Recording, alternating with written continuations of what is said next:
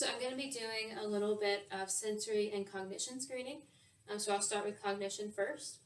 At the bare minimum, I would want to test for orientation. So I'm looking to make sure a patient knows their name, date of birth, and then just where they're at. Then I could look for short-term memory, so that would be like a 3-word recall, and then just command following. So if it's a single step, multi-step, double step, those kinds of things. So I ask the patient, can you tell me your name and date of birth? Mallory, 10/7/95. And do you know where you are right now? I'm in Fayetteville, North Carolina, Nice. in our apartment. Nice. So I'm going to give you 3 words to remember. Okay. I'm just going to say them. I want you to repeat them back to me. Okay. And just remember them, because I'm going to ask you those later. Okay. So pen, Mm-hmm. tape, chair. Okay. Can you say this back to me? Pen, tape, chair. Perfect. So I just ask her to repeat them back, just so I know that she heard them, and there's no miscommunication that maybe she just didn't hear the words at first. So then I would ask her kind of to do some commands, and I'll come back to the words in a minute. But to do like a single step command would be take the pen from me. Good. Now put the pen down and pick it back up. And that would be a double step command. For a multi-step command, it could be put the pen down, pick it back up, and then write out the letters in the air of your name. Just like that. Okay, so I'll take that back from you.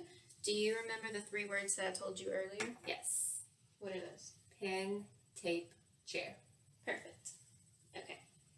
So other screening that I could do would be like integumentary screening.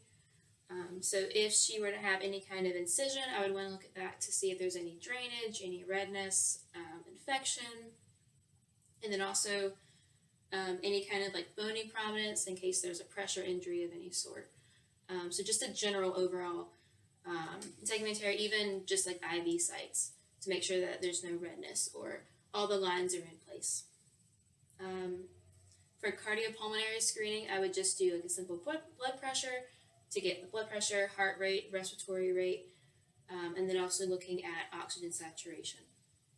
Another screening that I can do would be dermatome, so going into more of that neuro screening. So here I would just be doing a light touch on the nerve root sites, just to make sure that she has feeling in that area. I would ask her to close her eyes, and we would just go through the different places. Okay, so I'll just go, you don't have to actually close your eyes, but I'll just go through the different nerve roots. So C3 is over here, the lateral sides of the neck. And then you have C4 right above the clavicle. C5 is going to be over here, kind of on the outside of the delt. C6, can you hold your hands out for me? C6 is going to be on the tip of the thumb. C7 is the middle finger. C8 is your pinky finger. And then you have T1 here on the forearm. Going into the lower body, you have L2 up here on the top of the thigh. L3 at the medial knee. I don't know if you can see that. L4 is going to be over on the medial side of the foot, kind of over here. L5 is going to be on the lateral foot. You have S2 over here behind the ankle, or behind the lateral malleoli. And then I can't get to S2 from here, but that's going to be at the back of the thigh.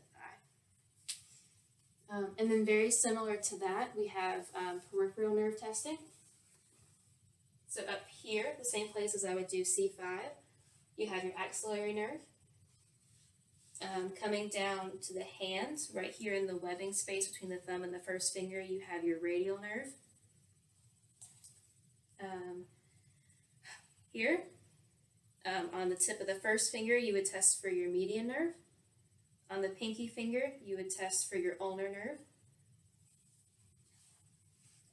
You're good. Here, on the mid forearm, you would test for your median antebrachial. And then up here is your median brachial nerve.